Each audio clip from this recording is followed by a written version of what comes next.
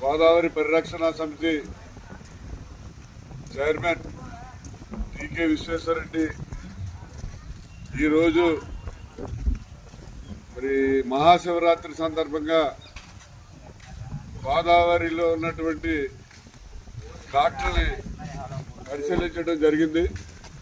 మరి ఆల్మోస్ట్ ఘాట్లన్నీ కూడా కోట్లింగల్ ఘాటు, అలాగే మార్కండేశ్వరం ఘాటు, ఇతర ఘాట్లన్నీ కూడా మరి పరిశుభ్రంగానే ఉన్నాయి.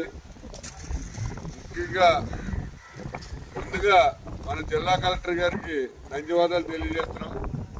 ఎందుకంటే శివరాత్రికి ముందు ఘాట్లని పరిశీలించినటువంటి కలెక్టర్లు ఎవరు లేరు నాకు తెలిసి.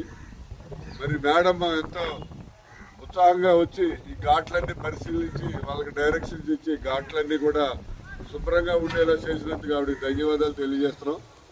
ముఖ్యంగా జిల్లా ఎస్పీ గారికి తెలియజేయండి ఏంటంటే, అయ్యా మనకి 4-వే బ్రిడ్జి కాదేరు దగ్గర బస్సులన్నీ కూడా లారీలు బస్సులు కూడా అక్కడ దిగిపోయి కాదేరు దగ్గర ఇలాగా కాదేరు మల్లయ్యపేట నుంచి ఇలాగ కోట్లింగల్పేట మీదుగా టౌన్లో వస్తున్నాయి.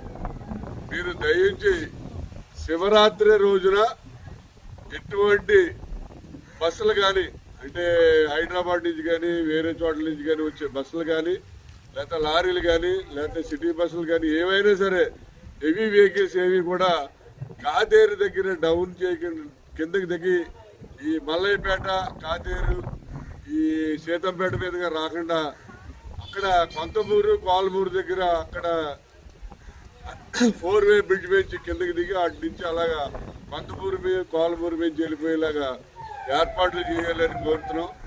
అదేవిధంగా మరి ఈ కాదేరు, మల్లయ్యపేట, సీతంపేట, అలాగే గోదావరి గట్టు ఈ రోడ్లో ఎక్కడా కూడా హెవీ వెహికల్స్ కానీ, ట్రక్కులు కానీ, ఆటోలు కానీ ఏవి కూడా ఈ రోడ్డు మీద ఉండకుండా చేయవలసిన అవసరం కూడా ఉంది.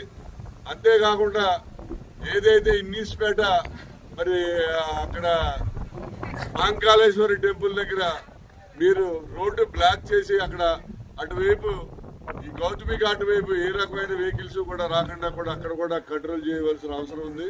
అలా అయితేనే మనకి కంట్రోల్ అయ్యే అవకాశం ఉంది. లేకపోతే ట్రాఫిక్ ఇబ్బందుల వల్ల మరి జనం అంతా కూడా చాలా ఇబ్బందులు పడే పరిస్థితి ఉంది. అలాగే మున్సిపల్ కమిషనర్ గారు మరి చాలా మంది ఏదో అన్న వితరణ చేస్తున్నారు, పులిహార పంచి పెడుతున్నారు, రోడ్ల మీద టెంట్లు వేస్తున్నారు.